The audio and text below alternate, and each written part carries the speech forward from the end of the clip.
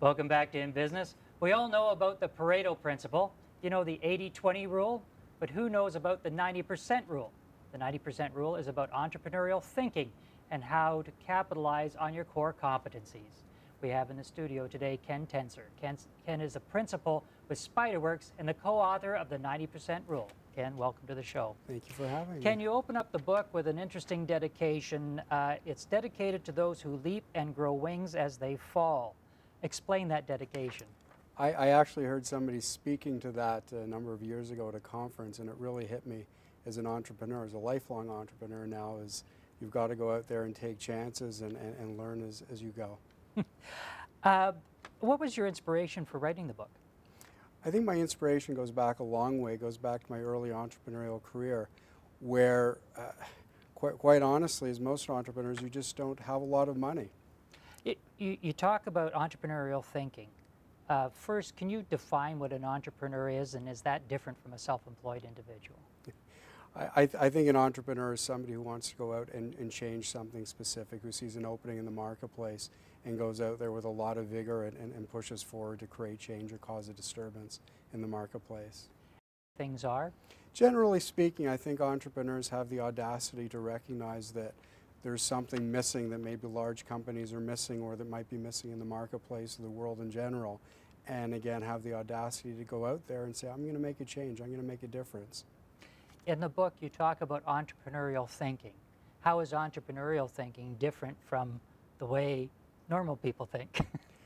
Well, I think entrepreneurial thinking is a state of mind. I think that if you look at the great entrepreneurs or some of the great local entrepreneurs, you'll see they have an ability to envision things and actually get them done. And I think that ability to have vision and to get things done at the beginning with very limited capital resources, that's a little bit different than the average person who gets up in the morning.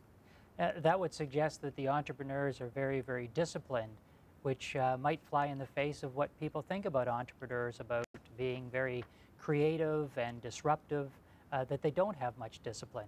You seem to disagree with that. I don't know if it's discipline. I think they're driven. I think they have an end goal and they're going to find their way to it, against all odds. So tell us, what is the 90% rule? Well, it's about understanding what you're already 90% capable of achieving. It's about identifying opportunities that you can work to.